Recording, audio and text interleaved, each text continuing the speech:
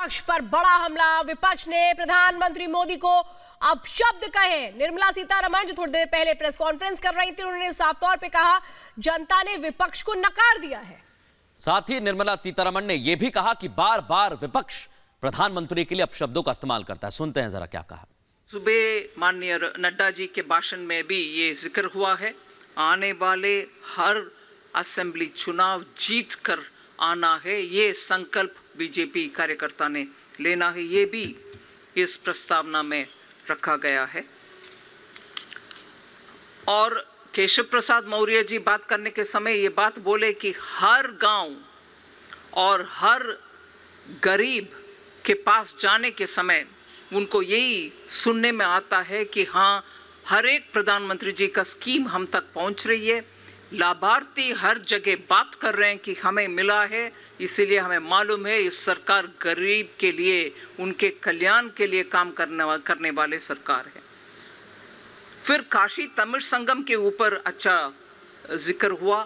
सिर्फ तमिल जो आए थे काशी में उनके ऊपर असर नहीं पड़ा, उत्तर प्रदेश में भी इस कार्यक्रम का असर पड़ा है।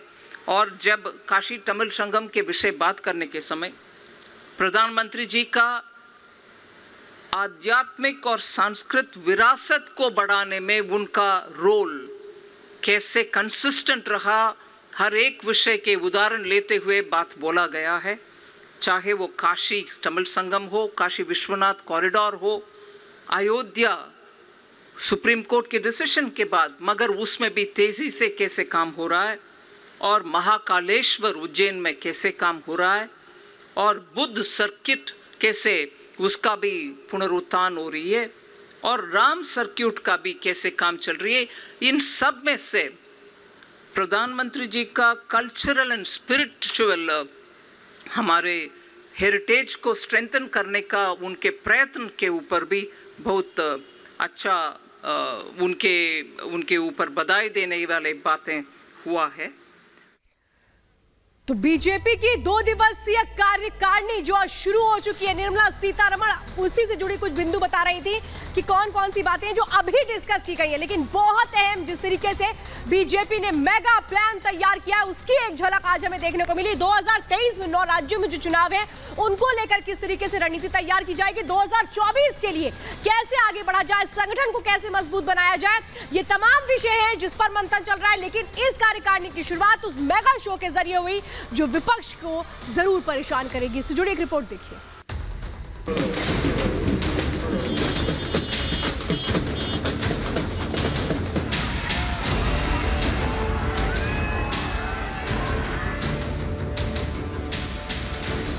फूलों की बारिश, ढोल नगाड़ों की धूम और सड़क किनारे मौजूद लोगों में उत्साह, ये सब प्रधानमंत्री मोदी के रोड शो और स्वागत के लिए था। वैसे तो बीजेपी ने आगामी विधानसभा चुनावों को देखते हुए अपना मेगा प्लान तैयार करने के लिए शुरुआत कर दी है, जिसे लेकर आज से बीजेपी की 2 दिवसीय कार्यकारिणी की बैठक शुरू हो गई। लेकिन बैठक से पहले प्रधानमंत्री मोदी ने राजधानी दिल्ली में शक्ति प्रदर्शन कर विपक्ष को चौंका दिया। प्रधानमंत्री मोदी का ये रोड शो पटेल चौक से शुरू होकर संसद मार्ग जय सिंह रोड जंक्शन पर जाकर खत्म हुआ। करीब 15 मिनट तक चले इस रोड शो के दौरान बीजेपी कार्यकर्ताओं की भारी भीड़ देखने को मिली। प्रधानमंत्री के रोड शो से पहले ही सड़क के दोनों ओर भारी संख्या में लोग रोड शो को देखने के लिए पहुंचे थे। रोड शो से पहले प्रधानमंत्री मोदी का स्वागत ढोल नगाड़ों के साथ किया गया था। प्रधानमंत्री नरेंद्र मोदी ने संसद मार्ग से एनडीएमसी कन्वेंशन सेंटर तक पहुंचे, जहां राष्ट्रीय कार्यकारिणी की बैठक होनी थी। बीजेपी कार्यकारिणी की बैठक में प्रधानमंत्री मोदी के साथ गृह मंत्री अमित शाह, रक्षा मंत्री राजनाथ सिंह और राष्ट्रीय अध्यक्ष जेपी नड्डा समेत कई दिग्गज शामिल हुए। महामंथन में मोदी के योद्धा 35 केंद्रीय मंत्री, 12 मुख्यमंत्री, 5 उप मुख्यमंत्री, 350 पदाधिकारी, 37 प्रदेश अध्यक्ष, 17 सदन के नेता, 19 पूर्व मुख्यमंत्री, ये सभी शामिल हुए। देखिए, गरीबों के लिए संकल्पित नहीं होते तो आज करोड़ों लोगों को फ्री अनाज कैसे मिलता, आज अनाज की बाढ़ कैसे आती, किस प्रकार से हम लोगों के दिलों में समाते। तो नरेंद्र मोदी जी तो कल भी सड़क पे थे, आज भी सड़क पे हैं, कल भी सड़क पे रहेंगे, क्योंकि वो व्यक्ति ही सड़क के हैं। हर बार की तरह इस बार भी बीजेपी चुनावी मोड में समय से पहले आ चुकी है। अपनी तैयारियों और रणनीति को लेकर पार्टी के पदाधिकारियों के साथ महामंथन हो रहा है।